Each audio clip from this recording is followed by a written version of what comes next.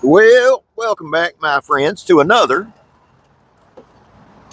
rousing rendition. Choir boys, outdoors, riding with scab. Shocker. Listen, is fire important in a survival situation? Well, we're going to talk about it. Before we get started, I want to quantify what these videos are and who they're for. Make sure the car cranks. That's the big thing. Guys, I'm not doing this series for the accomplished woodsman or the survivalist. There's nothing I can offer there. What I'm doing this series for is this. Folks, normal everyday folks who find themselves lost in the woods or in a bad situation. Now, if you have experience surviving and you are an accomplished woodsman, accomplished outdoorsman, I welcome and relish any input. It's needed and it'll help. But understand, there's certain things that we're not going to do. This isn't a teaching channel. It's not meant to be. This isn't an unrealistic channel or a Grizzly Adams channel. It's not meant to be. And I don't say any of that, like an asshole. I don't. But the whole idea for this series came to me a while ago on what not to do, right? That was kind of the thing, because I figured it'd be a different little title, not clickbaity, but get some people's attention. But then the more I see it, and the more situations I read about, and the more things that I do on my own or on adventures like with Megatron, mistakes that I make, I see more and more the value in a series like this. And here's the deal. Again, I'm not trying to be a teacher. It would be pointless because I'm learning. The main goal of these videos is to get folks to think and to be prepared before they go out for a normal event. What we see over and over and over again is not folks who were prepared who get lost. We see folks who were ill prepared, ill planned, they get lost. So what I would like to do is have a series where we just talk about topics to prevent that. That's it. That's it. Not hardcore survival. Listen, there's a lot of great channels who can teach you a lot of great things. I watch a lot of them. They're awesome. I'm not one of them. Okay. So again, if you have experience, it's welcome and input's welcome. Today, I was out back and literally how some of this stuff comes to me is just like a thought will cross my mind. That thought works up into a whole thing. And I'm like, I need to do a video on it. In the back of the sandblast booth, I keep several buckets, 5-gallon buckets. And I'll burn fires in them. Usually this time of year, we'll keep like little separate fires around the shop to stay warm. Now it's warm today. We don't need it. What I've turned that into is practicing fire making, seeing how long I can run a fire, seeing if I can bank a fire overnight. It's in a contained bucket, right? So it's good practice. And I thought today that the topic kind of crossed my mind, is a fire essential for survival? And I thought, well, no. And then I said, wait a minute, if you're an accomplished woodsman, if you know what you're doing, no, certainly not. You can make do. You can get around it. We see several channels. I see several channels now that are just outdoor camping channels that are very good, and they don't always use a fire. Sometimes there's no fuel available to burn the fire. Sometimes the conditions aren't right, etc. But they have the right gear and they're in the right circumstance to where they don't need it. They've planned properly. But then I thought, if you're your everyday average Joe, there are some things, and you're out because that's the folks that need this, right? If you're someone you're just starting in the outdoors, that's who this series is for. And I thought about, what? I bet a fire is essential. Now, hear me out on this thought process. A fire does a couple things. One, obviously, it warms us, right? Two, it can be used for a signal. And I want to be careful with that, but here's what I want to kind of address there. I've said this many times. I'm not going to be lost in the woods long at all. Like, I'm talking about deep woods like the Appalachian Trail or somewhere out west or somewhere just in the middle of nowhere in thousands of acres. I'll never be lost long because old Scab's going to build a fire that the heavens could see. Here's where I want to put a huge caveat. Before you go out in the woods and think, well, I'll just build a big fire, You have to be careful with that for a couple of reasons. There's a way to build a signal fire, and that's going to play into this in a minute. But I was literally just thinking about this as I was kind of thinking in my head.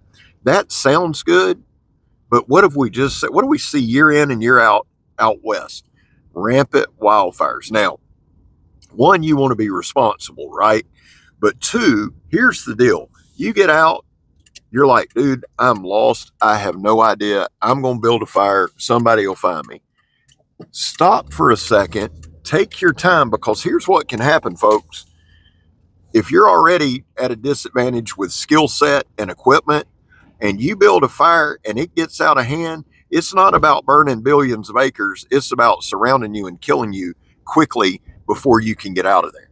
That's where you have to be careful. That's why we're kind of doing this series, for a pause to think, to make sure that you have your thought process down. So, but I do think it is essential for a couple of reasons. One, it can provide warmth. Two, it can be a signal fire. Three, cooking food. Four, keeping predators away at night. But one big thing, guys, is it can do this. It can bring comfort, and it can bring peace, and it can keep your mind occupied so that you do not panic. One thing that's essential for me when I go camping is a fire. In fact, if there's like a burn ban or something on, typically I'm not interested in going. There's something mesmerizing about a fire. There's something spiritual about a fire, and I'm not talking about it in a religious sense. There's a lot to a fire. So, for instance, and this isn't going to be a long video, I want to hear y'all's thoughts.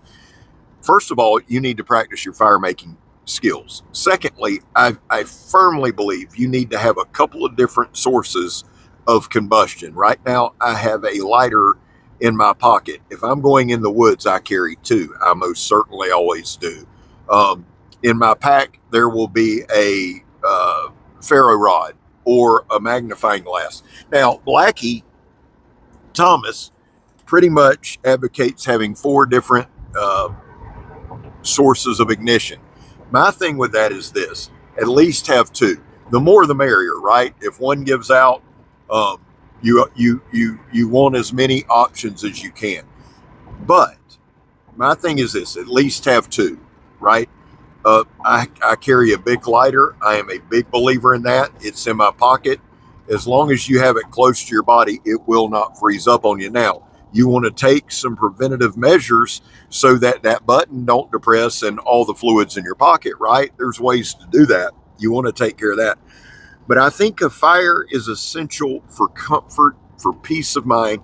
The other thing is this: you're out in the woods, and I'm hoping you guys aren't seasick. I'm watching this camera rock back and forth.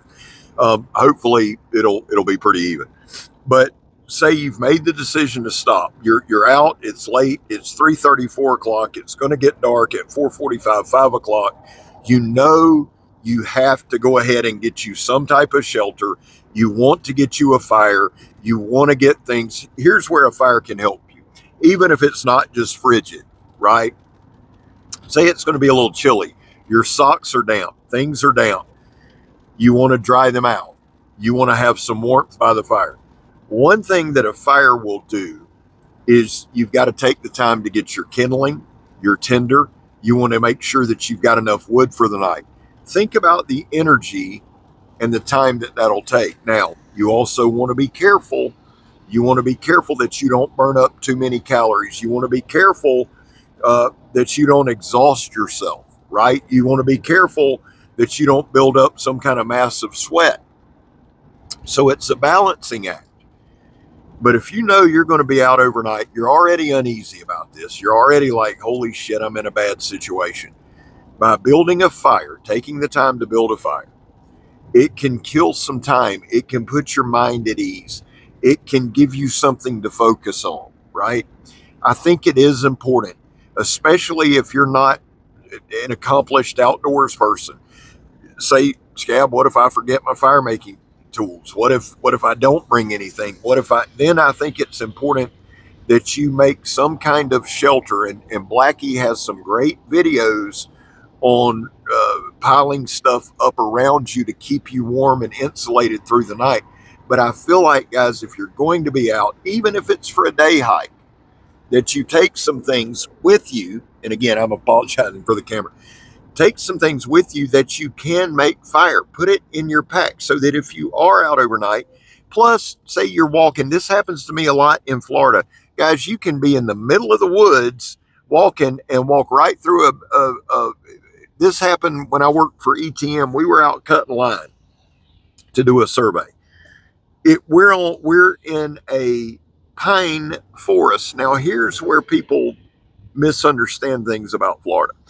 A lot of times, pine forests were swamps at one point that wealthy people bought, literally drained the swamp. That's where the term came from, and planted pine as a cash crop. When they plant pine as a cash crop, the ground raises, it dries out.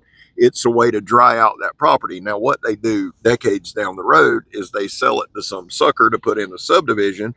And when you clear cut that pine, it doesn't take very long. Guess what comes back? You guessed it, the swamp. So you can be out walking, even in a pine forest, and take a couple of steps, and you're now knee deep in water. I can't tell you the amount of times that happened at ETM. So now you're soaking wet. You're wet from, say, mid-thigh down. Now you need to get to a place that's up, it's elevated. Now your fire is going to dry you out, right? You want to make sure that you brought extra socks and extra gear so that you don't get swamp foot or foot rot. Typically, you're not going to overnight. However, let me say this quickly. You get your feet wet and it gets down in the 40s or 50s, you can be in a bad situation in a hurry. That's why we're doing this stuff, guys. Just be aware.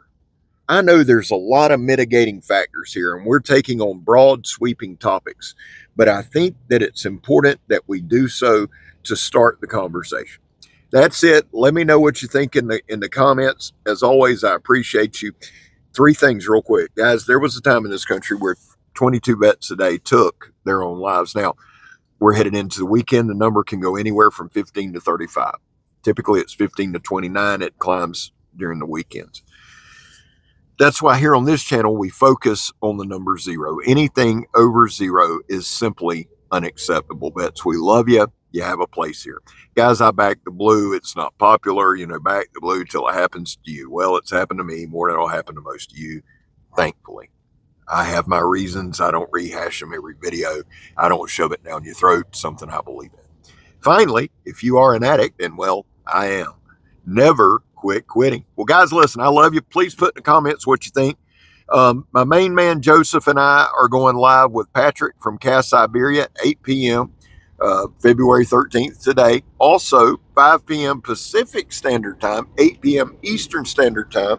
The Elbrus from Work Tough Gears dropping. Check that out.